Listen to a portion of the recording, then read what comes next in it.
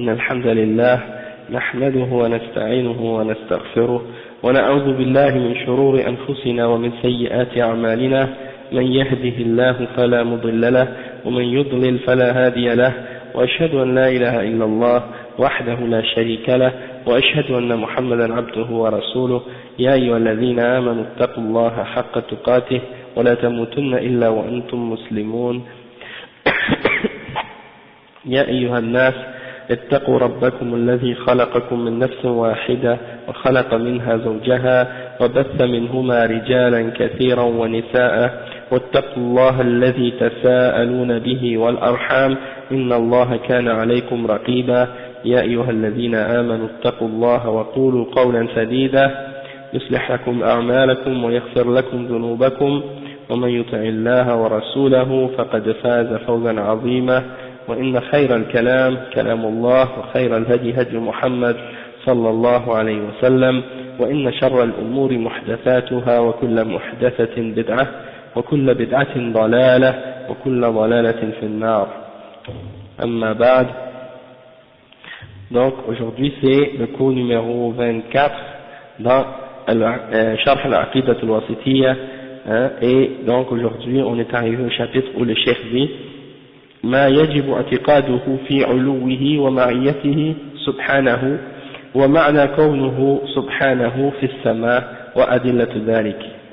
Donc le cheikh, le titre c'est qu'est-ce qui est obligatoire de croire en ce qui concerne al-ulu, c'est-à-dire le fait qu'Allah subhanahu wa ta'ala est élevé au-dessus de toute chose, et au sujet du fait qu'il est avec nous, qui est avec sa création. Et donc qu'est-ce qu'on doit croire à ce sujet-là, et la signification du fait que Allah subhanahu wa ta'ala est dans les cieux et les preuves de ça. Donc Ibn Taymiyyah il dit وكل هذا الكلام الذي ذكره الله من أنه فوق العرش وأنه معنى حق على حقيقته لا يحتاج إلى تحريف ولكن يصان عن الظنون الكاذبة مثل أن يظن أن ظاهر قوله في السماء أن السماء تقله أو تظله، وهذا باطل بإجماع أهل العلم والإيمان، فإن الله قد وسع كرسيه السماوات والأرض وهو الذي يمسك السماوات والأرض أن تزولا ويمسك السماء أن تقع على الأرض إلا بإذنه ومن آياته أن تقوم السماء والأرض بأمره. Donc Cheikh al-Islam Ibn Taymiyyah il dit tout ce qu'on a mentionné au sujet du fait qu'Allah subhanahu wa ta'ala est au-dessus de son trône et qu'il est avec nous, c'est véridique et c'est tel quel, il faut l'accepter dans sa réalité, et on n'a pas besoin de faire de déformation des sens de la signification de ces choses-là pour essayer de protéger soi-disant Allah subhanahu wa ta'ala de soi-disant du tashbih, ou bien de faire ressembler Allah à sa création. On n'a pas besoin d'utiliser cette méthode de tahrif ou bien de ta'wil pour arriver à protéger Allah de ces fausses conceptions-là, parce qu'en réalité il n'y a rien qui ressemble à Allah subhanahu wa ta'ala. Et donc le cheikh il dit pour protéger Allah subhanahu wa ta'ala des fausses conceptions et des fausses idées que les gens pourraient avoir au sujet de ces choses-là qu'on a mentionnées, comme le fait qu'il est au-dessus et qu'il est avec nous et qu'il est dans les cieux, eh ben le cheikh il dit que il faut comprendre certains points, et donc il dit que certaines personnes, ceux qui ont fait l'erreur de croire que le sens apparent de la parole d'Allah lorsqu'il dit qu'il est dans les cieux, que ça signifiait que le ciel le porte, que le ciel supporte Allah subhanahu wa ta'ala, ou bien que le trône supporte Allah subhanahu wa ta'ala, ou bien de croire que Allah subhanahu wa ta'ala est couvert par le ciel ou des choses de ce genre, et il dit que toutes ces idées-là sont fausses, sont complètement fausses selon le consensus de tous les savants de l'islam. Ok, donc il ne faut pas avoir cette idée-là de penser que soit que le ciel supporte Allah ou bien que le ciel recouvre Allah subhanahu wa ta'ala. quand on dit fis sama, c'est pas du tout ça que ça signifie, et ça le cheikh va l'expliquer, puis on l'a déjà expliqué même dans les cours précédents, c'est juste un rappel pour confirmer ces points-là, pour que ce soit plus clair. Donc le cheikh il dit, comme pour prouver ça, des versets dans le Coran qui supportent pour clarifier cette signification-là, il dit, par exemple, وَسِعَ كُرْسِيُّهُ السَّمَاوَاتِ وَالْأَرْضِ. Les cieux, le trône, le kursi, il est plus large que les cieux et la terre, d'accord? Donc, ça c'est juste pour faire comprendre que l'Arsh est une création énorme et Allah subhanahu wa ta'ala est au-dessus de son Arsh, et il dit, ce verset-là c'est le verset dans Surah Ayatul Kursi 255 dans Al-Baqarah. Ensuite il mentionne l'autre verset qui dit Inna Allah yamsiku as-samawati wal arda an tazula. Donc Allah subhanahu wa ta'ala, c'est lui qui retient le ciel et c'est lui qui le soutient pour pas que le ciel tombe, ou bien pour pas que la création s'écrase. Donc Allah subhanahu wa ta'ala, c'est pas lui qui a besoin de la création pour le soutenir, c'est le contraire, c'est la création qui a besoin d'Allah subhanahu wa ta'ala pour le soutenir. Donc Allah subhanahu wa ta'ala n'a pas besoin de arsh, c'est l'arsh qui a besoin d'Allah subhanahu wa ta'ala, et la création c'est elle qui a besoin d'Allah subhanahu wa ta'ala. Ça c'est le verset 41 dans Surat Fatir. Ensuite il mentionne un autre verset qui dit وَيَمْسِكُ السَّمَاءُ أَن تَقَعَ عَلَى الْأَرْضِ إِلَّا بِإِذْنِهِ. Et Allah subhanahu wa ta'ala, c'est lui qui retient le ciel pour ne pas qu'il tombe sur la terre. Donc tout ça c'est par sa permission. Donc alhamdulillah, si Allah ne retient pas le ciel, donc il n'y a rien qui empêcherait quoi que ce soit de tomber sur la terre, mais c'est Allah subhanahu wa ta'ala qui soutient toute sa création. Après il mentionne un autre verset, il dit وَمِنْ آيَاتِهِ أَن تَقُومَ السَّمَاءُ وَالْأَرْضُ بِأَمْرِهِ. Donc les cieux et la terre sont supportés et ils se tiennent par le commandement d'Allah subhanahu wa ta'ala. D'accord? Donc ça vient enlever complètement toutes les idées que les gens pourraient avoir au sujet du fait que quand on dit qu'Allah est au-dessus de sa création, certains qui pourraient essayer de penser que ça veut dire que Allah a besoin de sa création ou qu'il est supporté par sa création, et ça c'est totalement faux. Et les deux derniers versets que j'ai mentionnés, c'est le verset dans Surat Al-Hajj, le verset 65, et l'autre c'est dans Surat Ar-Rum, le verset 25. Là on va lire l'explication de Cheikh Salih Al-Fawzan à ce sujet-là. Il dit يبين رحمه الله ما يجب اعتقاده بالنسبة لما أخبر الله به عن نفسه من كونه فوق العرش وهو معنا، وأنه يجب الإيمان بما به كما أخبر الله، ولا يجوز تأويله وصرفه عن ظاهره كما يفعله المعطلة من الجهمية والمعتزلة وأشباههم، فيزعمون أن ذلك ليس حقيقة وإنما هو مجاز، فيؤولون الاستواء على العرش بالاستيلاء على الملك، وعلو الله على خلقه بعلو قدره وقهره، ونحو ذلك من التأويلات الباطلة التي هي تحريف لكلام الله عن مواضعه. ومنهم من يقول إن معنى كونه معنا أنه حال في كل مكان كما تقوله الحلولية الجهمية وغيرهم، تعالى الله عما يقولون علوا كبيرا. Donc Cheikh Al-Fawzan il explique maintenant que qu'est-ce qui est obligatoire pour nous de croire au sujet de qu'est-ce qu'on a mentionné, et au sujet des versets dans lesquels il a expliqué à son sujet qu'il est au-dessus de sa création, au-dessus de son trône, et qu'il est avec nous. Il dit que c'est obligé de croire, on est ordonné de croire que ce que Allah nous a informé à ce sujet-là, c'est la vérité, et on doit l'accepter, et il n'est pas permis pour nous de déformer le sens de quoi que ce soit de ce que Allah a expliqué. Donc il faut le prendre dans son sens réel et apparent. Il ne faut pas penser que il faut le prendre à un autre sens que le sens apparent. Et on appelle ça, on dit le mot ici que le cheikh il dit, al-zahir, wa sarfuhu an zahirihi, le sens apparent. Il y en a qui disent des fois aussi le sens littéral. Et souvent vous allez entendre des gens comme ça quand vous parlez avec eux, soit de ce sujet-là ou bien d'un autre sujet même parfois dans l'islam. Ils disent par exemple vous prenez tout le texte à la lettre, hein, vous prenez les choses à la lettre. Ils disent il faut pas prendre la parole d'Allah à la lettre. Et quand ils disent des paroles comme ça, en réalité, c'est en réalité très dangereux de dire ça.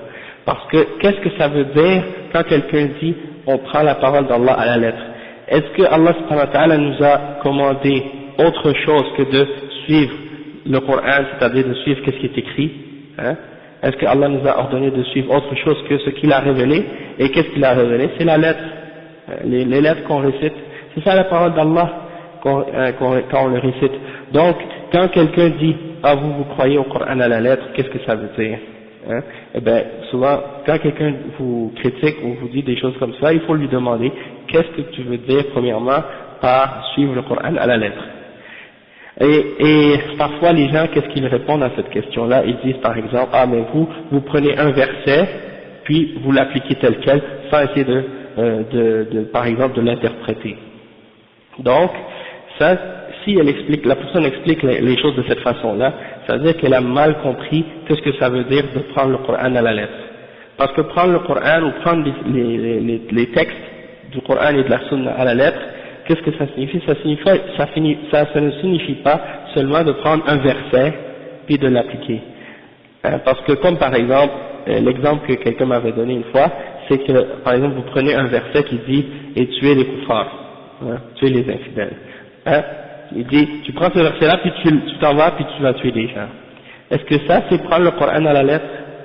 Hein? Si quelqu'un prend le Coran de cette façon-là, il n'a pas pris le Coran à la lettre. Pourquoi? Parce que lorsque on traite d'un sujet dans l'islam, n'importe quel sujet, que ce soit le sujet de djihad ou le sujet des attributs d'Allah ou n'importe quel autre sujet, on ne prend pas un verset tout seul sans regarder les autres versets qui expliquent et qui parlent de ce sujet-là et les hadiths aussi qui se rapportent à ce sujet-là avant de faire un jugement. On ne va pas juste prendre un seul verset puis essayer de l'appliquer. Si tu fais ça, tu n'as pas respecté la lettre du Coran, tu n'as pas appliqué le Coran à la lettre. Pour appliquer le Coran à la lettre, ça veut dire quoi?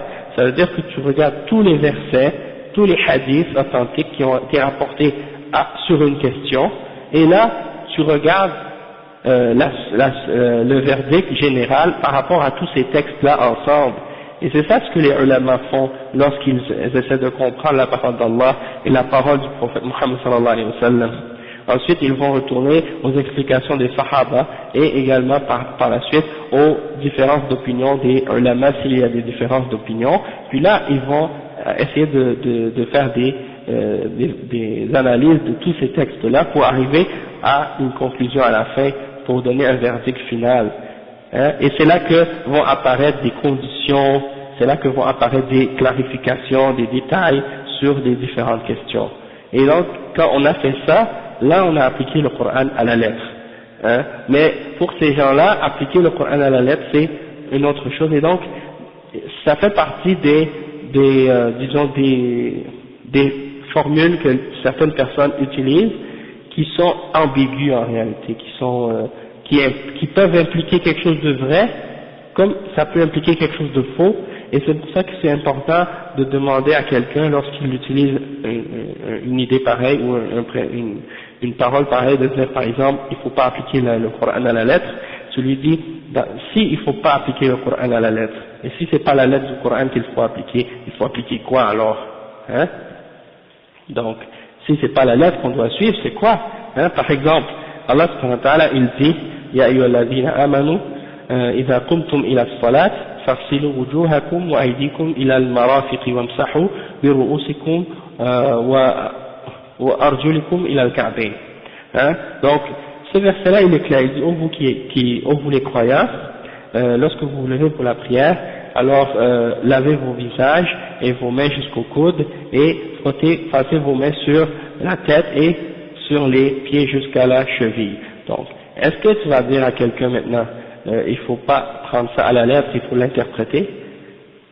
Bien entendu, on ne va pas prendre ce verset-là tout seul, on va regarder les hadiths qui sont rapportés à ce sujet-là aussi, comment le prophète sallallahu alayhi wa sallam l'a expliqué, et là on va voir d'autres ayats aussi, et là tout ça, ça va nous donner une vision complète et claire de qu'est-ce que le texte nous demande de faire, d'accord?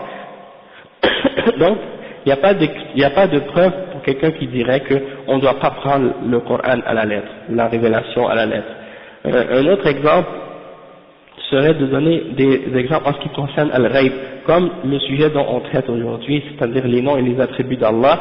Ça a un rapport avec Al-Ghaib, parce que c'est des choses qu'on n'a jamais vues, d'accord? Et c'est des choses on croit en ça, mais on y croit parce que c'est Allah qui nous en a parlé dans la révélation. C'est comme par exemple Al-Jannah. Allah subhanahu wa ta'ala, il dit à propos du paradis: مثل الجنة التي وعد المتقون فيها أنهار من ماء غير آسن وأنهار من لبن لم يتغير طعمه وأنهار من خمر لذة للشاربين وأنهار من عسل مصفى. Bon, maintenant, Allah il nous dit qu'il y a des rivières dans le paradis. Et il y a des rivières d'une eau pure et il y a des rivières d'un lait qui ne change pas de goût. Et il y a une rivière de vin qui ne fait pas, qui est très doux, qui est très bon au goût, et il y a des rivières de miel. D'accord? Ça, est-ce qu'il faut croire en ça tel quel? Il faut croire en la réalité de ce texte et il faut le prendre à la lettre, ou bien il faut dire non, c'est pas vrai, c'est des idées, c'est symbolique ou des choses comme ça. C'est pas parce que c'est des choses qui ne se peuvent pas ou qu'on ne peut pas comprendre dans ce monde. Ça ne veut pas dire qu'il ne faut pas y croire réellement et tel quel, d'accord? Parce que le prophète sallallahu alayhi wa sallam a dit à propos du paradis: فيها ما لا عين رأت ولا أذن سمعت ولا خطر على قلب بشر. Il y a dans le paradis ce que aucun œil n'a jamais vu, aucune oreille n'a jamais entendu et aucun cœur n'a jamais imaginé. Donc des choses comme ça c'est juste des exemples qu'Allah nous donne à propos de ce qu'il y a dans le Jannah, pour nous faire comprendre que c'est un autre monde, une autre dimension. Il y a des choses délicieuses et des bonnes choses pour nous dans le paradis qui sont préparées, et il faut croire en qu'est-ce qu'il nous explique de ça à la lettre, tel qu'il nous l'a dit. Il ne faut pas nier ces choses-là, d'accord? Comme certains parmi les batiniens, par exemple, qui disent non, ça c'est des choses symboliques, il n'y a rien de vrai là-dedans. Ils ne croient pas au Jannah, ils ne croient pas au Nar, ils ne croient pas en rien qu'est-ce qui est le Ghaib. Ils font le ta'wil de tout ça, ils changent sa signification, ils disent que ça c'est des affaires symboliques, d'accord? Donc nous on dit non, ça c'est des choses réelles, Allah nous l'a informé, il nous a dit même que ces rivières-là qui coulent dans le paradis, elles ne coulent même pas comme les rivières de ce monde, elles n'ont pas de bordure, elles coulent sans bordure, sans lisière, elles coulent comme ça. Non, donc on ne peut pas imaginer comment. Donc c'est pour ça que tout ce que Allah nous informe c'est vrai et c'est véridique. Et on n'a pas le droit de changer le sens, les choses de son sens apparent, excepté s'il y a une preuve qui demande de le faire, ou un autre texte qui nous amène à le sortir de son sens apparent. Sinon, la règle de base dans la langue arabe, c'est que toute parole doit être prise dans son sens réel et apparent. Donc, les gens de Bid'a, eux, ils ont contredit cette règle. Et ils ont dit, toute parole dans le Coran, ou dans la Sunna ou autre, qui est contraire à nos principes qu'on a établis, qui sont soi-disant rationnels, quand c'est pas en accord avec ces principes-là, on doit changer son sens apparent et lui donner une autre signification, d'accord? Et donc c'est ça le danger de leur idée. Et quand ils font ça en réalité, c'est pas parce que ils se basent sur une référence ou une preuve pour changer le sens, mais c'est pour suivre leur passion et suivre leurs principes qu'ils ont établis pour eux-mêmes en se basant sur leurs passions qui sont déviées. Et donc le cheikh, c'est pour ça qu'il dit ici, il ne faut pas faire sortir les mots hors de leur contexte et hors de leur signification apparente, comme le font les mu'attila. Les mu'attila, c'est ceux qui nient la réalité des sens de la parole d'Allah au sujet de ses attributs et de ses noms. Et ils mentionnent parmi ces gens-là, parmi les mu'attila, différents groupes ou différentes catégories. Un des groupes les plus extrémistes parmi les mu'attila, c'est les Jahmiya. On a déjà parlé d'eux, ceux qui ont suivi Jahm ibn Safwan. Ensuite, il y a les Mu'tazila. Eux, ils sont à un degré en dessous, ils nient les attributs, mais ils acceptent certains noms. Et Al-Ash'ara et Al-Maturidiyya, eux c'est un autre degré aussi, ils affirment 7 attributs et d'autres, les autres ils les rejettent. Et encore là même, j'ai trouvé même un texte dans l'internet et il mentionne les attributs que les Ash'ara croient, et yani, ça montre à plus que 7, et ça monte jusqu'à 20, et puis après ils en rajoutent d'autres encore. Je vous avais parlé de ça l'autre fois, mais je les avais pas avec moi, là je les ai trouvés, si vous voulez je vais vous les mentionner. Ils disent par exemple, premièrement, la première attribut qu'ils donnent, c'est al-wujud, c'est-à-dire l'existence. Ok? Et ça, il y a personne qui doute de ça. Al-wujud, ça c'est quelque chose qui est établi même par la fitra. Et même la plupart des kuffars, et les mouchriquins, ils reconnaissent l'existence d'Allah subhanahu wa ta'ala. D'accord? Mais eux, la façon dont ils affirment l'existence d'Allah, c'est par une méthode philosophique. C'est pas du tout selon la méthode des prophètes sallallahu alayhi wa sallam, des prophètes alayhi wa sallam. Donc ensuite, après cet attribut-là, il y en a 5.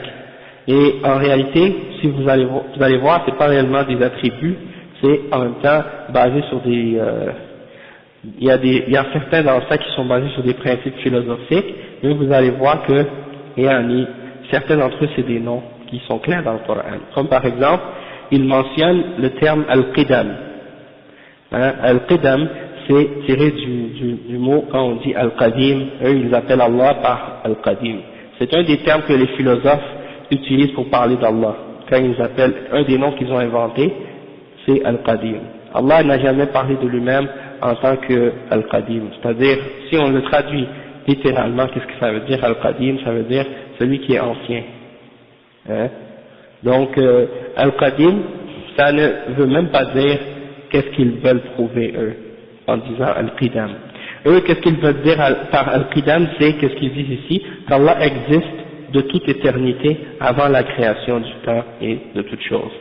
Donc, l'ancien, ça ne veut pas dire celui qui existait avant toute chose. L'ancien, ça veut dire, c'est quelque chose qui est relatif à quelque chose qui est nouveau.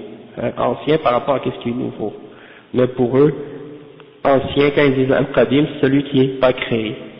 Ça c'est dans le langage philosophique. Et Allah subhanahu wa ta'ala, il a décrit certaines créatures dans le Coran comme étant qadim. Il dit hatta aada kal-urjun al-qadim. Il a décrit la lune, il dit qu'il a déterminé et mis par mesure, c'est-à-dire on sait que la lune elle diminue, elle augmente durant le mois et elle devient fine et mince comme une palme séchée, une feuille de palmier séchée. Donc Allah il a décrit ça comme qadim, comme étant une vieille feuille de palmier. Donc c'est un attribut qu'ils essaient de donner à Allah, soi-disant, pour éviter de faire des ressemblances avec la créature, et malgré tout, s'ils utilisent ça, ça implique plein de fausses implications, et c'est pour ça que Allah, il n'a même pas utilisé ce terme-là pour parler de lui-même, mais eux, ils l'ont utilisé. Le terme qui remplace ce mot-là dans le Coran, c'est al-awwal, comme il dit, huwa al-awwal. Il est le premier et le dernier. Comme pour dire le dernier, au lieu de dire al-akhir, ils ont utilisé un autre terme qui est al-baqa, c'est-à-dire celui qui dure ou qui perdure éternellement.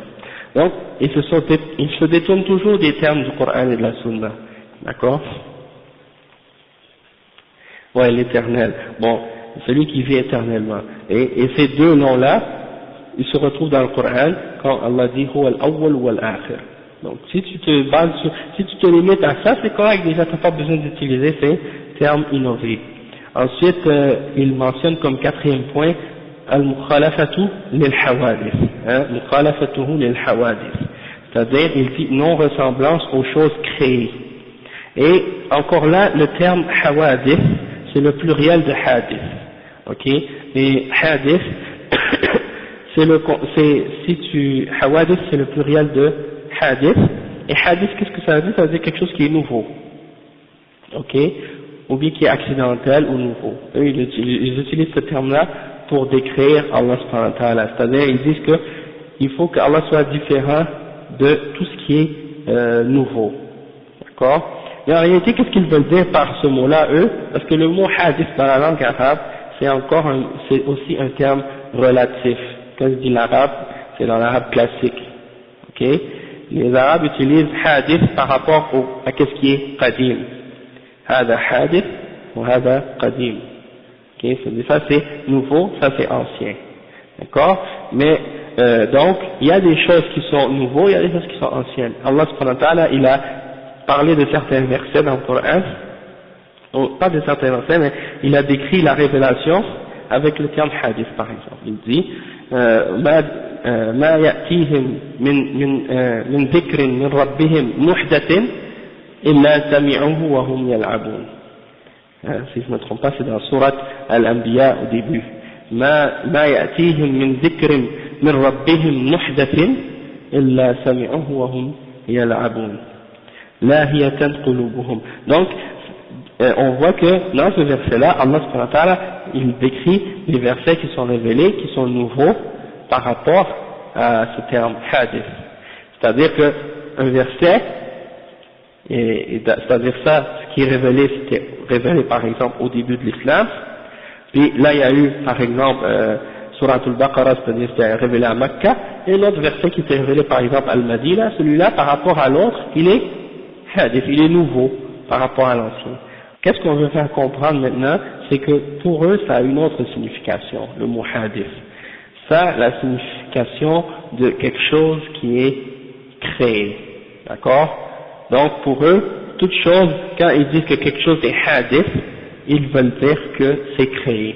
Donc si eux ils veulent dire par le mot hadith quelque chose qui est créé, et que quand ils disent il n'y a rien en Allah qui est hadith, donc s'ils veulent dire par ce mot-là que c'est créé, donc nous on rejette cette signification-là. D'accord? Parce que c'est sûr que Allah subhanahu wa ta'ala, c'est lui le créateur, il a tout créé, et il n'y a rien en lui qui est créé, ça c'est certain.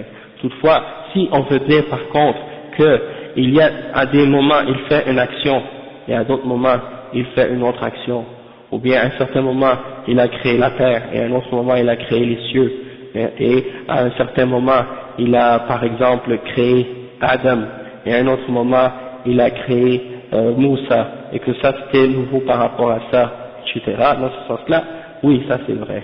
Si par exemple on dit que Allah subhanahu wa ta'ala à un certain moment il a voulu parler, et à un autre moment il parle pas, et à un autre moment il a parlé à Muhammad sallallahu alayhi wa sallam, et à un autre moment il a parlé à Moussa. Ça, si c'est ça la signification, on l'affirme, parce que c'est prouvé dans le Coran et dans la Sunna. Toutefois, s'ils veulent dire quelque chose de créé, ça on le rejette. Et c'est pour ça que les Asha'ira, eux, ils renient souvent les attributs des actions. Et nous, on sait que les attributs que Allah s'est donné comme étant des attributs qui ont rapport à ses actions, c'est des attributs qui ont rapport avec sa volonté. Il les fait quand il veut. Quand il veut parler, il parle. Quand il veut pas parler, il parle pas. Quand il veut créer, il crée. Quand il veut pas créer, il crée pas. Donc c'est dans ce sens-là, tu vois. Non, ben regarde, je vais te lire qu'est-ce qu'ils ont dit eux. Ils ont dit la non-ressemblance aux choses créées, et ils disent que c'est qu'Allah n'est pas similaire à ses créatures en aucune manière. Donc ça c'est leur signification là-dedans, que ils disent que si tu affirmes à Allah quelque chose qui implique un changement, quelque chose de nouveau, dans le sens que par exemple qu'il fait à un moment qu'est-ce qu'il ne fait pas à un autre, que ça implique qu'il y a quelque chose de créé en Allah, et donc il le nie. Ou bien le fait que par exemple Allah a dit qu'il a une main, ou qu'il a des yeux, ou qu'il a par exemple qu'il est au-dessus de sa création, qu'il a à un moment donné, qu'il s'est élevé à un moment donné au-dessus de son trône, ou des choses de ce genre. Eux ils utilisent ce terme-là, mukhalafatul lil hawadith, pour essayer de nier toutes ces choses-là. Et ils disent par exemple, et ça inclut le fait de ne pas avoir des membres ou des organes, ou de ne pas avoir une direction ou un emplacement, al-makan, al-jiha, et puis al-arba, ou des choses comme ça. Et nous, ces termes-là, on a déjà expliqué qu'on ne les utilise pas à propos d'Allah. on ne les affirme pas et on ne les nie pas. Hein? On dit pas, on purifie Allah de toute imperfection, de façon générale, mais on dit pas, on n'affirme pas ou on nie pas ces choses-là, mais on utilise les termes tels qu'ils sont dans le Coran, et on dit laysa kamithlihi shay wa huwa as-sami'ul basir. D'accord? Toutefois, eux, ces gens-là, c'est les gens qui rentrent dans ilm al-kalam, et c'est la philosophie donc, et donc ils essaient d'utiliser ces termes-là pour essayer de mélanger les gens, et ils traitent tous ceux qui ne sont pas d'accord avec eux comme étant des ils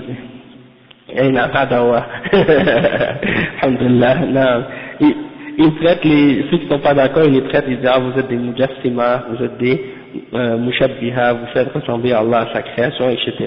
Et nous on leur dit non, on affirme à Allah uniquement ce qu'il s'est décrit par lui-même, hein, et tout ce qui n'est pas décrit dans le Coran à propos d'Allah, on se tait à son sujet et on purifie Allah de toute imperfection, sans nier la réelle signification de ses attributs. Donc, ensuite, il y a un autre attribut, le cinquième, c'est qiyamuhu binafsi, al-qiyamu binafsi. Et ça, c'est, déjà, on le sait, c'est-à-dire qu'il se suffit à lui-même.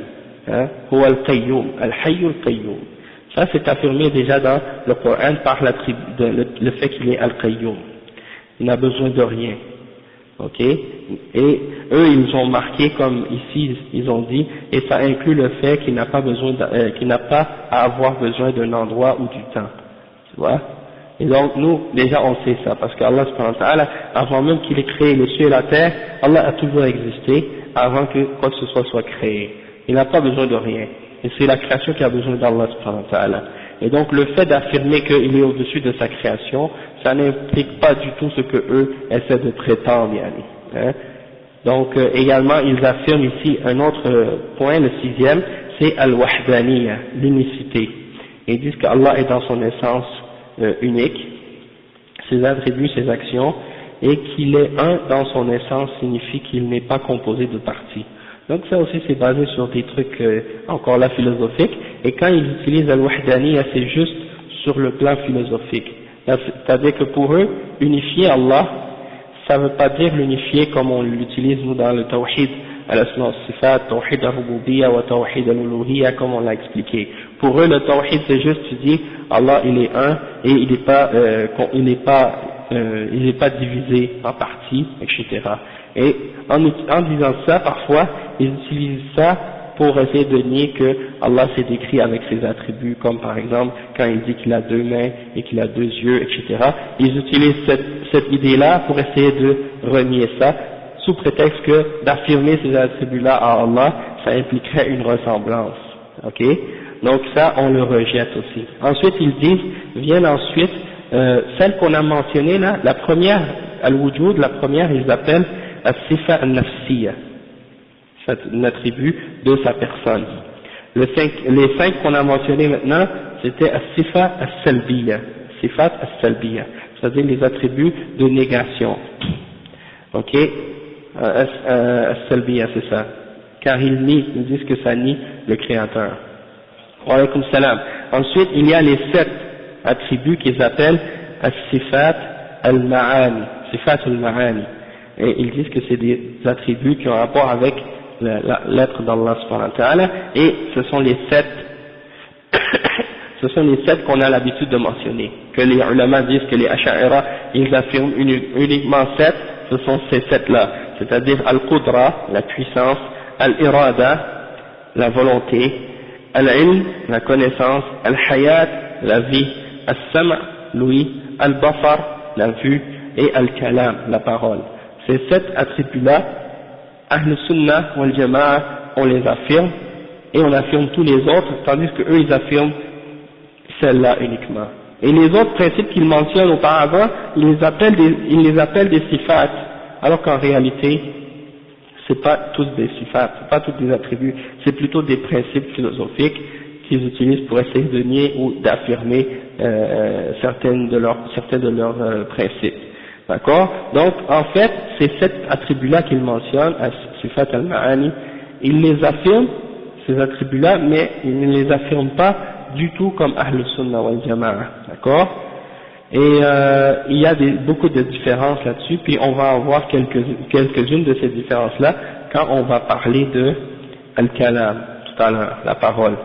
Et il mentionne en même temps qu'il y a une différence aussi entre les Maturidiyya et les Asha'ira, c'est que les Maturidiyya ils ont rajouté une 8e attribut, c'est at-takwin, ok, et ils disent que c'est le fait d'entrer en existence. Et en tout cas, ça c'est une autre chose qui a une différence, c'est une des différences entre les Asha'ira et les Maturidiyya, ok, parce que si vous demandez aux Asha'ira aujourd'hui, c'est qui Ahlus Sunnah wal Jama'a, ils vont vous dire, les Ahlus Sunnah wal Jama'a sont deux groupes, les Maturidiyya et les Asha'ira.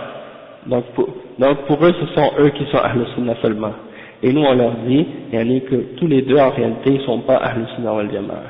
D'accord? Pourquoi? Parce qu'ils ont contredit la voie des salafs en utilisant ces méthodes-là pour essayer de parler d'Allah qui sont les voies des philosophes et de Ahl-Kalam. D'accord? Et ils ont d'autres erreurs dans d'autres principes, dans d'autres points aussi, qu'on va expliquer plus loin dans le livre de Ibn Taymiyyah. Mais ensuite, il y a 7 autres attributs, ok, parce que là on est rendu à 13, en tout, si on calcule depuis le début, on est rendu à 13, là il y en a 7 autres encore qu'il rajoute. Et c'est quoi? C'est as-sifat al-ma'nawiyya. Ils disent qu'Allah a en toute éternité, avant et après la création, et en fait c'est que, bon, par exemple, il a al-qudra, et donc il est qadir, c'est-à-dire il est puissant. Il a la puissance et il est puissant. Il a al-irada, il a la volonté et il est voulant. Il a l'ilm et il est connaissant. Il a la connaissance et il est connaissant. En réalité, c'est comme s'il répète encore une fois les mêmes attributs, mais au lieu de le répéter comme étant un attribut, il la répète en l'attribuant à Allah directement, en disant que lui, il a la capacité de faire ces choses-là. Et il lui donne directement. Pourquoi? Ça, ils disent qu'ils font ça pour réfuter les Mu'tazila, parce que les Mu'tazila, ils ont dit que Allah a une puissance, il est puissant sans puissance. Il a une volonté, il est voulant sans volonté. Il est savant sans connaissance, etc.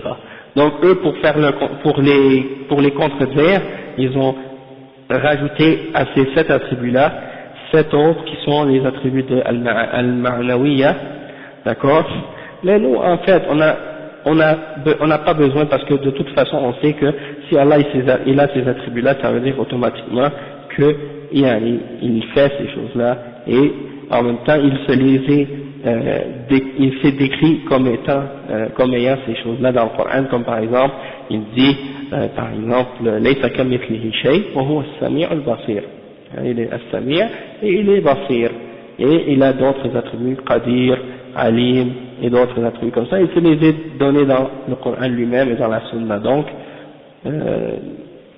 en tout cas, eux c'est par des méthodes, bien entendu, toujours des méthodes logiques ou rationnelles qu'ils essaient d'utiliser ça. Donc si on continue jusqu'à la fin comme mutakallim, le fait qu'il est basir, sami', mutakallim, on arrive à 20 attributs. D'accord? Donc, maintenant qu'on a expliqué ça, ils en ont jusqu'à 20. Toutes les autres attributs en dehors de ces attributs-là, comme par exemple l'amour, la colère, la haine, le fait qu'il déteste certaines choses, ou qu'il est, disons, qu'il se réjouit, ou d'autres attributs qu'on a mentionnés dans le livre, parce qu'on en a parlé, ou qu'il descend qu'il descend au dernier tiers de la nuit, ou bien par exemple qu'il s'élève au-dessus de son trône, et toutes ces choses-là, eux ils font le ta'wil de ces attributs-là, ils les rejettent ou ils les nient indirectement, et ils les interprètent par une autre signification, comme on va voir tout à l'heure, et ou bien ils l'interprètent comme étant la volonté, comme l'amour, il dit c'est la volonté d'Allah que quand il veut faire du bien à une créature, ou bien la colère c'est sa volonté. Donc il interprète une attribut par la volonté. Toutes les attributs en dehors de ces attributs qu'on a mentionnés, il les interprète comme étant sa volonté. Mais tout le monde sait qu'il y a une différence dans la langue arabe entre le mot amour et le mot volonté. Il y a une différence dans la langue arabe entre le mot colère et le mot volonté. Et donc, quand tu interprètes une attribut par une autre de cette façon-là, c'est comme si en réalité tu nies la réalité de cet attribut-là. Et c'est pour ça qu'on les classe parmi les gens qu'on appelle des mu'attila. Ensuite, ils ont 20 points qu'ils rajoutent. 20 points qu'ils appellent des choses qui sont impossibles à propos d'Allah. Impossibles. Et parmi ces 20 points-là, il y a al-adam, c'est-à-dire la non-existence, al-hudouth, c'est ce qu'on a parlé tout à l'heure, le fait qu'il utilise le terme hadith, hein, al-fana, l'extinction, mushabahatul lil-hawadith, la ressemblance aux choses non créées,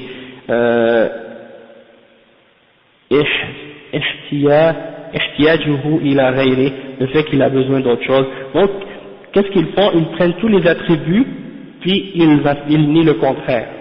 Tous les principes qu'ils ont affirmés tout à l'heure, les 20 attributs qu'on a mentionnés, ils les prennent une par une, puis ils affirment, ils nient leur opposé, leur contraire. Donc par exemple, ils ont affirmé la connaissance, ils vont dire on nie l'ignorance. Ils ont affirmé la vie, ils vont nier la mort. Et ça, bien entendu, c'est tout à fait logique, excepté que les points où ils mentionnent par exemple al-hudouth et al-mushabaha lil-hawadith et des principes comme ça qu'ils utilisent pour nier certaines des attributs d'Allah, celles-là ils affirment le contraire, mais comme on a dit, il y a des choses pas claires à ces sujets-là.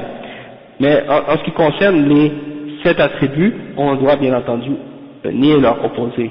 Ça c'est clair, que Allah est voyant. On ne va pas dire, comme ils disent, il faut également dire qu'il est impossible qu'il est mort, qu'il soit mort, ou qu'il soit ignorant, ou qu'il soit aveugle ou sourd, ou etc. Donc là on est rendu à 41, si je ne me trompe pas, 40 ou 41. Puis ensuite ils ont 4 autres. En tout cas il y en a d'autres là, mais en tout ça arrive jusqu'à 50.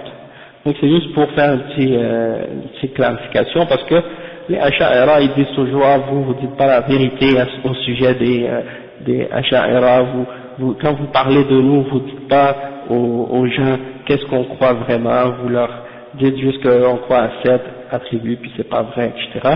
Donc là pour qu'ils disent faut pas qu'ils disent ça justement, là ils vont voir qu'on a détaillé toute l'affaire au complet, ils peuvent pas nous accuser de manquer de comme on dit, de fiabilité puis d'honnêteté intellectuelle, Inch'Allah. Donc là on va continuer. Donc on a expliqué un petit peu les principes, comment ils utilisent des idées pour essayer de déformer ou de détourner les attributs de leur sens réel, et c'est pour ça qu'on les appelle, comme on a dit, des mu'attila. Et il dit, le cheikh, qu'il croit à ces gens-là il ne faut pas donc croire aux attributs comme étant réels, mais uniquement comme étant symboliques. Comme étant symboliques. Donc par exemple, le fait qu'Allah s'est élevé au-delà de son trône, il l'interprète comme quelqu'un qui aurait, par exemple, comme on dit par exemple, quelqu'un a pris a conquis un royaume. Un roi par exemple qui a conquis le royaume d'un autre roi, il a pris le dessus sur lui, il l'a conquéri. Alors là ils disent bon, ça c'est la même signification quand Dieu dit quand Allah dit qu'il s'est élevé sur le trône. Ça veut pas dire qu'il s'est élevé sur le trône, ça veut dire qu'il a pris le contrôle et qu'il a conquis le trône. Et lorsqu'il dit ça, bien entendu, on voit tout de suite que c'est totalement opposé à la réalité, parce que le mot istiwa, ça ne veut pas du tout dire prendre le contrôle. Ça veut dire s'élever et monter au-dessus de quelque chose. Et donc, il nie la réalité de cet attribut-là. Et ça implique également, comme on avait déjà expliqué, une fausse signification. Parce que ça voudrait dire que quelqu'un d'autre avait le pouvoir sur le trône avant Allah. Et ils interprètent al-ulu, le fait qu'Allah a été élevé et qu'il est au-dessus de tout, ils l'interprètent comme étant, ils interprètent ça comme en disant que c'est sa force qui est élevée, et non pas Allah subhanahu wa ta'ala. Ils disent c'est ulu qahrihi wa ulu qadrihi. Donc c'est-à-dire il est haut en valeur et il est haut en force et des choses comme ça. C'est comme ça qu'il l'interprète. Et le cheikh il dit que tout ça c'est des fausses interprétations, et des déformations de la parole d'Allah en dehors de son sens réel et de son contexte. Et donc il dit que pour eux, lorsque Allah dit qu'il est avec nous ou qu'il est avec sa création, ils disent que en fait, là il a pas expliqué ça, puis il dit parmi eux, il y en a qui disent que lorsque Allah subhanahu wa ta'ala dit qu'il est avec nous, ça veut dire qu'il est dans sa création. Et ça, c'est qui dit ça? C'est les Hululiyya, parmi les Jahmiyya et d'autres. Et il y a parmi les Soufis, il y a la plupart des Turcs Soufis, ils disent que ils croient en ce principe-là de Hulul, ou bien d'Ittihad, ou bien de Wahdatul Wujud, l'idée que Dieu est entré dans sa création, ou qu'il fait un avec sa création, que quelqu'un peut devenir un avec Allah, ou bien que Allah est dans tout, ou Allah est tout. Comme par exemple Ibn Arabi est allé même jusqu'à dire que tout est Allah, il n'y a pas de distinction entre la créature et le créateur. Donc ça c'est qu'est-ce qu'on appelle al-hulul.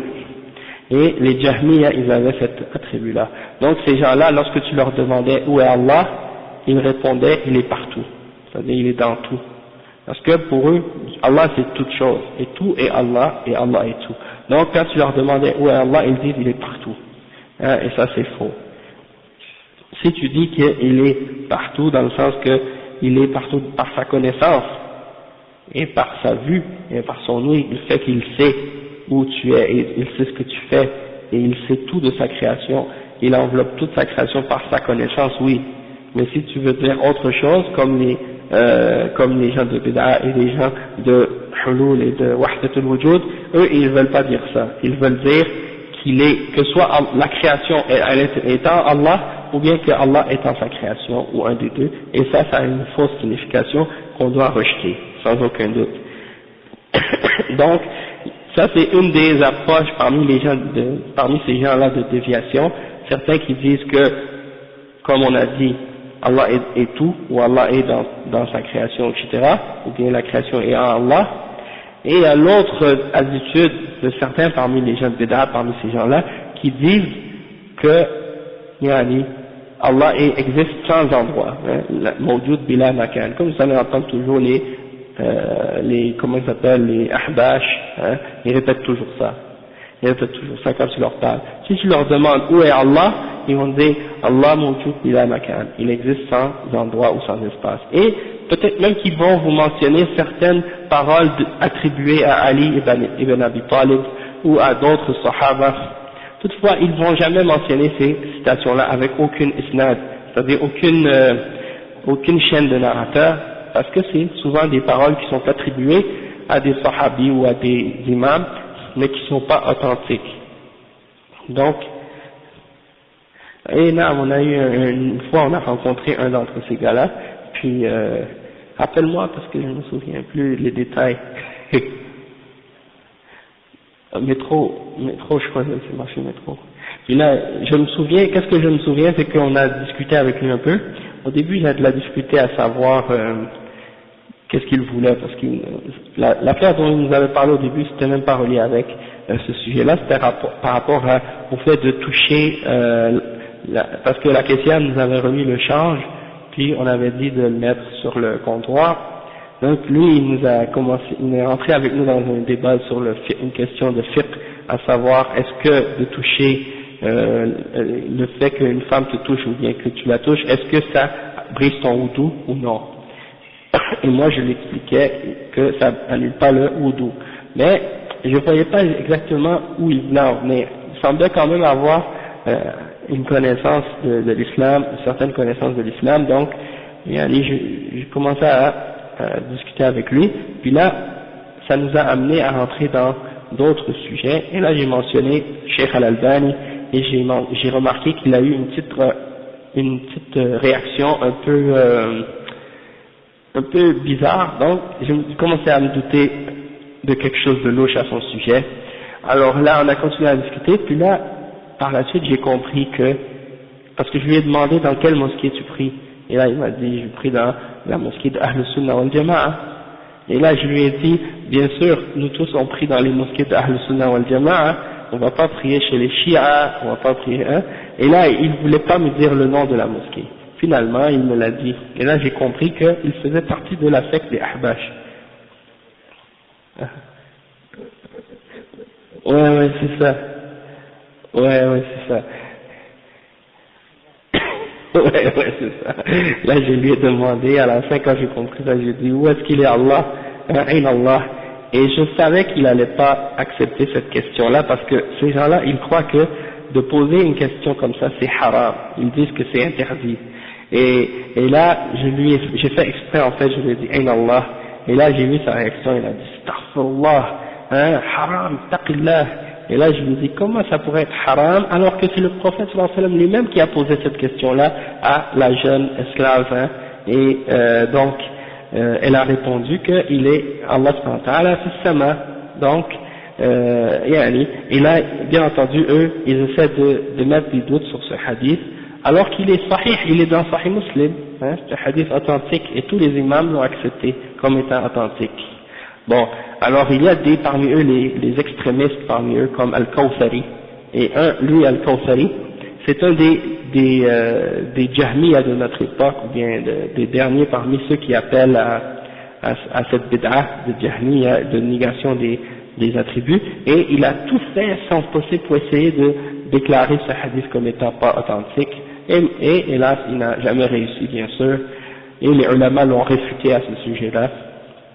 Et il a beaucoup de livres écrits, il est vraiment grave, et mais tous ces gens-là retournent à celui-là parce que c'est leur référence, leur top référence.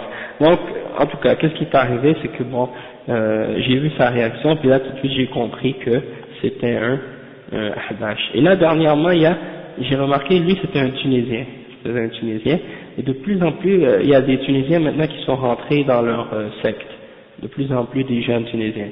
Au début, on trouvait des Libanais seulement, et là, après ça, il y a d'autres qui ont commencé à se joindre à eux, et ils font beaucoup de da'wah, ils sont actifs, et même il y a plein de convertis québécois là-bas, il y a des femmes québécoises aussi. Donc, c'est des gens qui sont très très actifs. Quand c'est le soi-disant Mawlid, ils font une grosse parade dans la rue avec des chevaux, des voitures, puis ils propagent leur bid'a avec beaucoup d'énergie puis beaucoup de zèle. Donc c'est pour ça il faut faire attention et puis il faut les contrer en même temps, hein, et clarifier aux gens leur danger et puis leur égarement. Ah oui, ils sont très lousses. Ouais, exactement, ouais. Ouais, tout est halal pour eux, yani. Ben, pas tout est halal, mais c'est pour montrer qu'ils sont très permissifs, yani. Ils se mélangent les hommes avec les femmes, les filles, bon, elles peuvent porter des jeans avec un petit foulard sur la tête, et ça dérange pas, yani. Elles écoutent la musique, et donc, pour les questions de morale puis de limite, en ce qui concerne la femme et le respect des règles de l'islam, il n'y a pas vraiment ils sont pas stricts là-dessus, les photos et tout ça, la musique et tout. Les anachides, ils font des groupes d'anachides, de filles et de garçons, ils font des spectacles. Même une fois, je pense qu'ils ont invité des ministres ou des députés pour je sais pas pour quelle occasion, puis ils ont mis un groupe de filles musulmanes qui chantaient des anachides devant eux pour montrer comment ils sont accueillants pour soi-disant. C'est permis, ouais, Allahu A'lam, je pense que ouais, parce que tu peux souhaiter ça à quelqu'un, qu'Allah soit avec lui. Toutefois, on a expliqué ça déjà, on a fait un cours sur ce sujet-là, al-ma'iyya, puis il y en a deux sortes de ma'iyya, une qui est particulière, puis une qui est générale. Allah subhanahu wa ta'ala, d'une façon générale, il est avec toute sa création, par sa connaissance, par sa vue, par son ouïe, le fait qu'il sait tout ce qui se passe dans sa création, mais il est avec nous également d'une façon particulière si on est des mu'minines, par son support, par le fait qu'il nous donne la victoire et qu'il nous aide de cette façon-là. Donc si tu demandes à quelqu'un, tu fais un dua et que tu souhaites à quelqu'un que Allah soit avec lui, eh bien dans ce sens-là, peut-être que c'est dans le sens que tu souhaites que Allah lui donne son support et sa victoire et qu'il soit parmi ceux avec qui Allah est, parce qu'Allah il a dit dans le Coran avec qui il est. Il dit Wallahu ma'as sabirin, par exemple. Allah est avec ceux qui ont as-sabr, la patience, etc. Donc dans ce sens-là, Allahu a'lam, il semblerait que ce serait correct. Et dans ce sens-là, ça voudrait dire comme si Allah les a aidés, les a supportés ce jour-là par rapport à une certaine situation difficile ou quelque chose comme ça.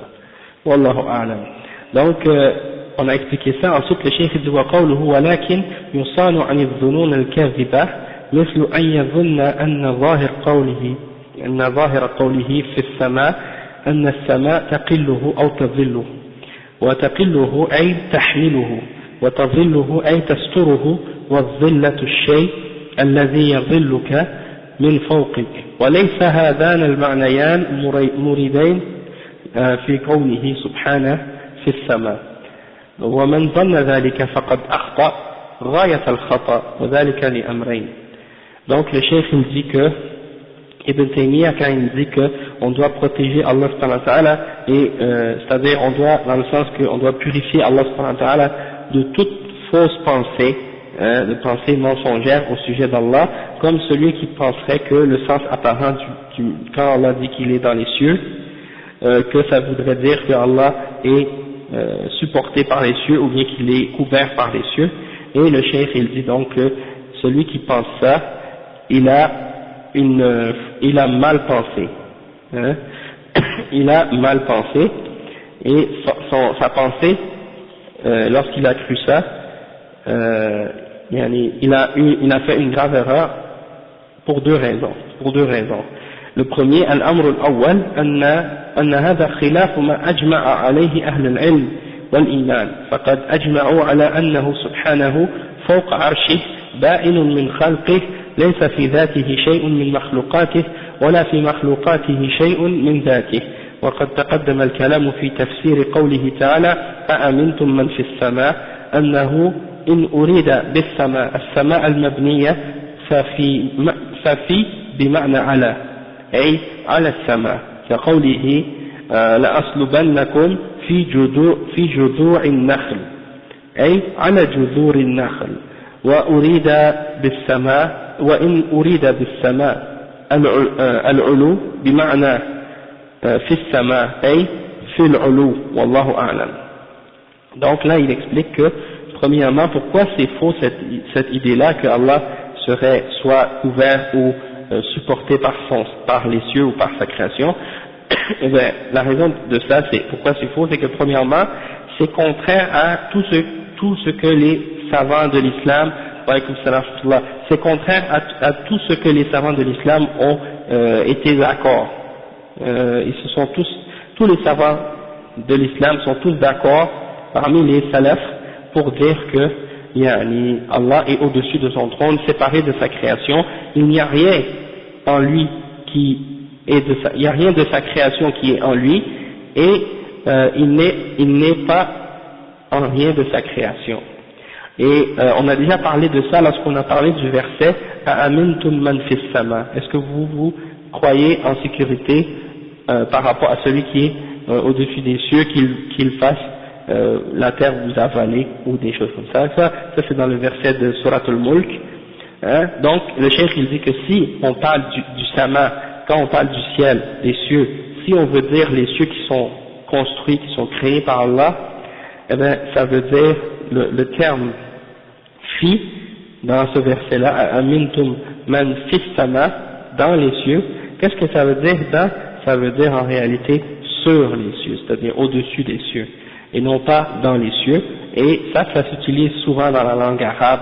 On dit le terme fi pour vouloir en réalité dire au-dessus ou sur, comme le cheikh il mentionne le verset la aslubannakum fi judhu'in nakhl, on va vous crucifier sur le tronc d'un palmier ou quelque chose comme ça. Et donc ici le terme est utilisé, le terme qui est utilisé c'est fi dans le tronc de palmier. En réalité on sait très bien que ça signifie sur le tronc du palmier. Ou bien Allah subhanahu wa ta'ala il dit dans d'autres versets قل سيروا في الأرض, hein, marcher sur, ou aller sur la terre, on dit sur la terre, et dans le verset c'est écrit aller dans la terre, et tout le monde sait très bien que c'est sur la terre, et ça c'est une des façons dont on utilise l'article fi ou le terme fi dans la langue arabe pour vouloir dire sur, ok, et ça c'est permis de dire ça dans la langue arabe, et il mentionne aussi un autre exemple aussi, il dit que si on veut dire par contre un autre, parce que le mot sama, ça peut vouloir dire le ciel tel qu'il est créé, construit, qu'on connaît, et ça peut aussi vouloir dire, le mot sama, ça veut dire aussi tout ce qui est au-dessus de nos têtes. Hein? Donc, des fois, quand on parle des nuages, on appelle les nuages sama. Et pourquoi? Parce qu'il est au-dessus de nous. Hein? Et on ne veut pas dire nécessairement les nuages ou le ciel lui-même, mais la direction, elle, d'être au-dessus. Comme par exemple, quand Allah, il dit, le verset dans lequel il dit, on nazzalna minas sama'i ma'an. Même la pluie, on l'appelle sama des fois. Hein? On a fait descendre, par exemple, Allah il dit, on a fait descendre du ciel une pluie ou une eau. Et on sait très bien que la pluie tombe pas du ciel, mais elle tombe des nuages. Donc, ça veut dire, c'est pour faire comprendre qu'en réalité, le mot sama, ça ne s'applique pas seulement au ciel qui est créé, mais aussi à la direction, du fait que quelque chose soit au-dessus, à l'ulu. Et donc c'est pour ça que si, soit on veut dire la signification de fi, comme voulant dire sur ou ala, ou bien on dit que c'est pas le ciel créé dont on parle, mais plutôt de la direction, de quelque chose qui est au-dessus. Donc c'est une des deux façons de comprendre qu'est-ce que ça veut dire quand on dit qu'Allah est dans les cieux. Ça ne veut pas dire qu'il est dans les nuages ou dans les cieux créés, et qu'il est couvert ou qu'il est soutenu par le ciel, mais ça veut dire qu'il est au-dessus. Et ou bien ça veut dire aussi l'autre explication, qu'il est dans le haut ou au-dessus, comme on a dit. Et la deuxième raison pourquoi c'est pas correct de penser ça à propos d'Allah, il dit والأمر الثاني أن هذا الظن مخالف ومصادم لأدلة القرآن الدالة على عظمة الله وغناه عن خلقه وحاجة خلقه إليه كما في قوله تعالى وسع كرسيه السماوات والأرض والكرسي مخلوق عظيم بين يدي العرش وهو أعظم من السماوات والأرض والعرش أعظم منه فإذا كانت السماوات والأرض أصغر من الكرسي والكرسي أصغر من العرش والله أعظم من كل شيء فكيف تحويه السماء أو تظله أو تقله. Donc le cheikh il dit que deuxièmement, on n'a pas le droit de penser que le ciel le porte ou le couvre. Pourquoi? Justement parce que c'est contraire à tous les textes dans le Coran qui montrent la grandeur d'Allah subhanahu wa ta'ala et qui montrent le fait qu'il se suffit à lui-même et qu'il n'a pas besoin du tout de sa création et que c'est sa création qui a besoin de lui. Comme par exemple le verset qui dit وَسِعَ كُرْسِيهُ السَّمَاوَاتِ وَالْأَرْضِ. Le kursi, c'est traduit comme étant le piédestal. C'est la chose qui est en dessous du trône où on pose les pieds.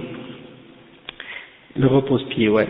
Donc, le cheikh il dit que le kursi, c'est une très grande création qui est en dessous du trône et qui est plus grand que les cieux et la terre. Qui est plus grand que les cieux et la terre. Et le trône est plus grand que le kursi. Donc, le cheikh il dit si c'est comme ça, donc si les cieux et la terre sont plus petits que le kursi, et que le kursi est plus petit que le trône, que l'arche, et que Allah subhanahu wa ta'ala est plus grand que tout, alors comment on pourrait penser que le ciel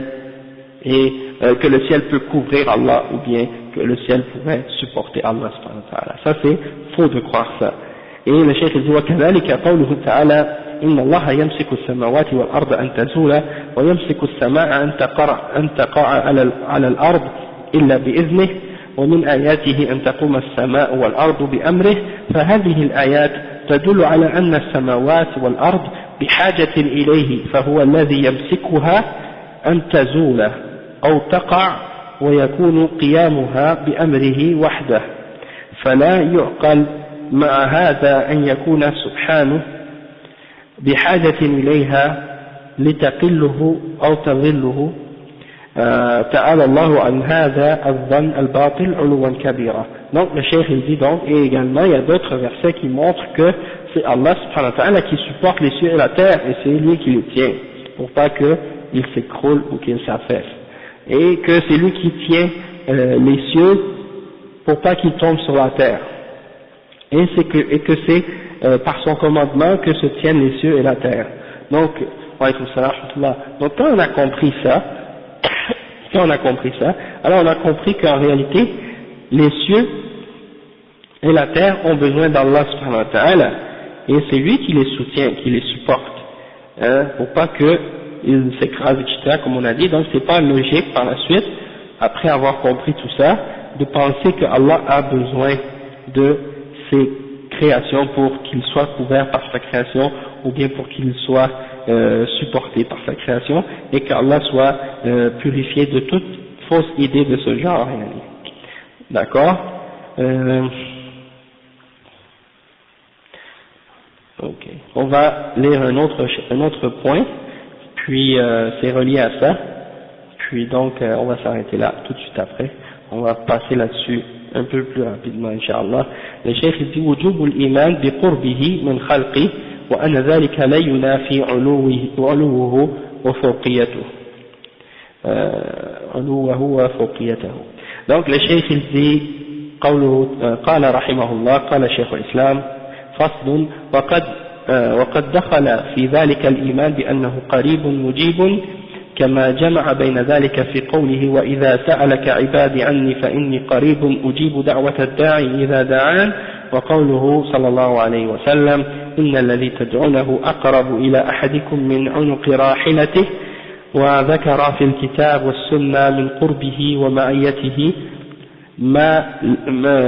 ومعيته لا ينافي، وما ذكر في الكتاب والسنة من قربه ومعيته لا ينافي ما ذكر من علوه وفوقيته، فإنه سبحانه ليس كمثله شيء في جميع نعوته، وهو علي في دنوه وقريب في علوه. Donc Ibn Taymiyyah il explique que il est obligatoire de croire que Allah subhanahu wa ta'ala est proche de sa création, et que ça ne vient pas en opposition avec le fait qu'il est au-dessus de sa création. Il est prêt tout en étant au-dessus. Et il dit, et après avoir expliqué qu'est-ce qu'on a expliqué au sujet du fait qu'Allah est au-dessus de son trône et qu'il est élevé au-dessus de sa création, également il faut croire qu'Allah subhanahu wa ta'ala est proche et qu'il répond à la personne qui lui demande.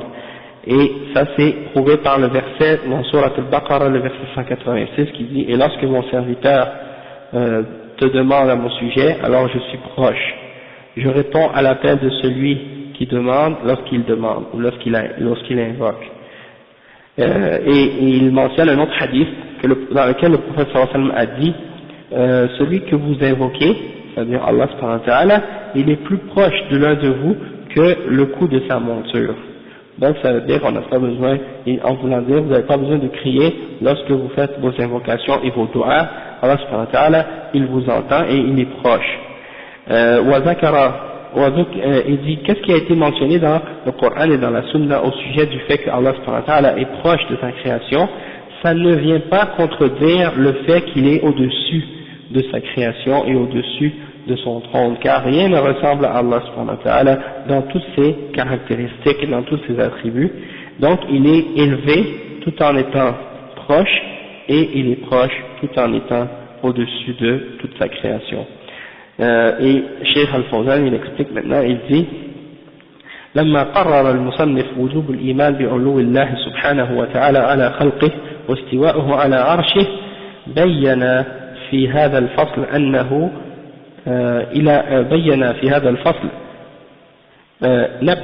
نبه في هذا الفصل إلى أنه يجب مع ذلك الإيمان بأنه قريب من خلقه، وقوله وقد دخل في ذلك أي في الإيمان بالله الإيمان بأنه قريب أي من خلقه مجيب لدعائه، كما جمع بين ذلك أي بين القرب والإجابة في قوله وإذا سألك عبادي عني ورد في سبب نزول هذه الآية أن رجلا جاء إلى النبي صلى الله عليه وسلم فقال يا رسول الله أقريب ربنا فنناجيه أم بعيد فنناديه فسكت النبي صلى الله عليه وسلم فنزلت هذه الآية وقال بعد ذلك فإني قريب من الداعي أجيب دعوة الداعي إذا دعان.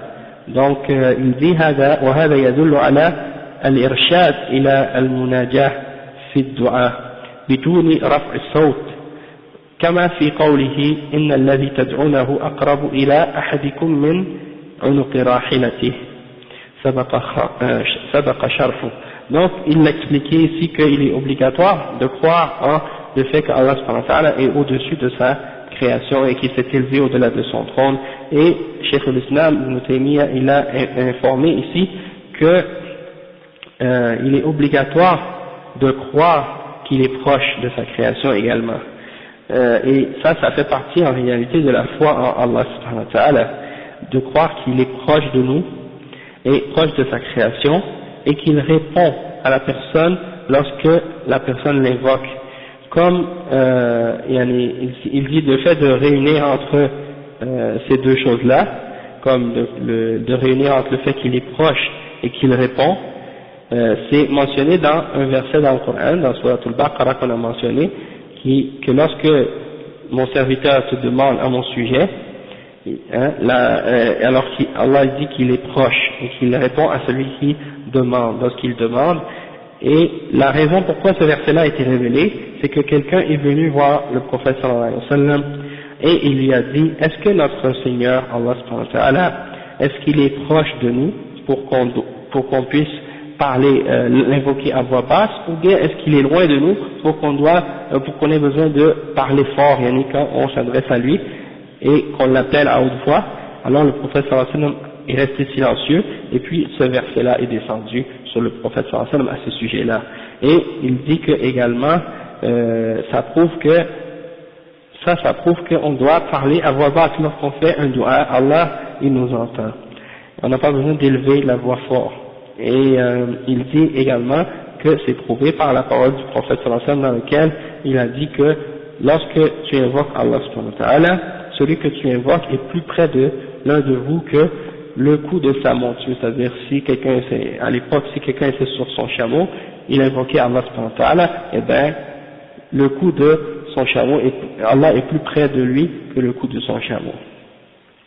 Et il dit donc il dit وفي هذه الآية وهذا الحديث دلالة على قرب الله من الداعي بإجابته وهذا القرب لا يناقض علوه ولهذا قال المصنف وما ذكر في الكتاب والسنة من قربه ومعيته لا ينافي ما ذكر من علوه وفوقيته لأن الكل حق والحق لا يتناقض ولأن الله تعالى ليس كمثله شيء في جميع نعوته أي في صفاته فلا يقال إذا كان فوق خلقه كيف يكون معهم لأن هذا السؤال ناشئ عن تصور خاطئ وهو قياسه سبحانه بخلقه وهذا قياس باطل لأن الله ليس كمثله شيء. Donc le cheikh il dit que ce verset et ce hadith prouvent que Allah subhanahu wa ta'ala est proche de sa création et de celui qui l'invoque par sa réponse, il répond à son invocation. Et le fait qu'il soit proche de nous, ça ne vient pas nier le fait qu'il est au-dessus de sa création, comme qu'est-ce qu'on a mentionné, il dit, c'est ce qu'il dit, Ibn Taymiyyah, il dit ce qu'on a mentionné à ce sujet-là, dans le Coran, dans la Sunna, du fait que Allah est proche de nous et qu'il est avec nous, ça ne vient pas nier le fait que Allah est au-dessus de sa création et qu'il est par-dessus son trône, parce que les deux sont vrais, et quand deux choses sont vraies, elles ne peuvent pas se contredire, et il n'y a rien qui ressemble à Allah subhanahu wa ta'ala dans toutes ses attributs. Donc on ne doit pas dire par exemple comment il peut être au-dessus de sa création et en même temps être avec nous, parce que celui qui pose une question pareille, c'est parce qu'il a fait une mauvaise analogie. Alaykoum salam wa rahmatullah. Il a mal pensé à propos d'Allah et il a fait une fausse analogie à propos d'Allah subhanahu wa ta'ala. Il a comparé Allah à une créature, et donc c'est pour ça que cette idée-là elle est fausse, car rien ne ressemble à Allah. Puis ensuite il dit pour terminer فالقرب والعلو يجتمعان في حقه لعظمته وكبريائه وإحاطته وأن السماوات السبع في يده كخردل في يد العبد فكيف يستحيل في حق من هذا بعض عظمته أن يكون فوق عرشه وقريب من خلقه كيف يشاء وهو على العرش وهو علي في دنوه وقريب في علوه سبحانه وتعالى كما دلت على ذلك نصوص الكتاب والسنة وأجمع عليه علماء الملة وهو من خصائصه سبحانه علي في دنوه أي في حال قربه من خلقه وقريب من علوه وقريب في علوه أي قريب من خلقه في حال علوه على العرش.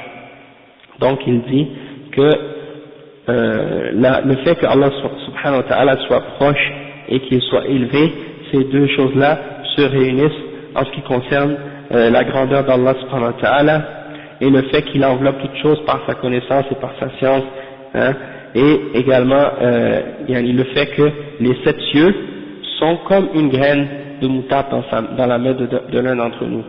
Donc tout l'univers et la création en entier par rapport à Allah subhanahu wa ta'ala, c'est comme un grain de sel dans l'une de nos mains. Et donc Allah subhanahu wa ta'ala est le plus grand. Et donc quelqu'un qui est ça nous montre un petit peu, une petite partie de la grandeur d'Allah subhanahu wa ta'ala. Et donc quand on comprend ça, on réalise en réalité que pour Allah subhanahu wa ta'ala c'est très facile d'être au-dessus de son trône et de savoir et d'être proche de sa création comme il le veut. Et donc c'est ça ce que ça signifie. Si on regarde les textes du Coran et de la Sunna à ce sujet-là, il dit tous les ulama sont tous d'accord à ce sujet-là et ça fait partie des particularités d'Allah subhanahu wa ta'ala qu'il est proche, il est haut au-dessus de sa création tout en étant proche d'elle, hein, et il est également proche de sa création tout en étant au-dessus de sa création, au-dessus de son trône et de sa création. Donc ça c'était juste, on a déjà parlé de ça déjà dans les chapitres passés, on avait expliqué tout ça, mais Ibn Taymiyyah l'a rementionné encore une fois pour confirmer encore plus et donner plus de clarification. Mais le fait qu'on a lu le Sharh, c'est comme si on dirait que on le redit encore une fois, parce que déjà le fait qu'avec le Sharh, on a déjà clarifié en détail. Toutefois, dans le texte original du livre de l'Aqida al-Wasitiyya, le texte, le cheikh avant avait seulement mentionné les versets et les hadiths à ce sujet-là, sans aucune explication. Et donc là, il mentionne ces points-là avec l'explication, et donc c'est comme on dirait que ça donne une impression de répétition. Toutefois, c'est uniquement en réalité une clarification plus détaillée de la part de Cheikh al-Islam Ibn Taymiyyah, et la semaine prochaine, Inch'Allah, on va continuer avec la question de Al-Kalam, Kalam Allah subhanahu wa ta'ala, et on va clarifier des détails à ce sujet-là, puis jusqu'à la fin, Inch'Allah. Wa iyyakum, Inch'Allah, subhanakallah wa bihamdik, ashhadu an la ilaha illa anta astaghfiruka wa atubu ilayk.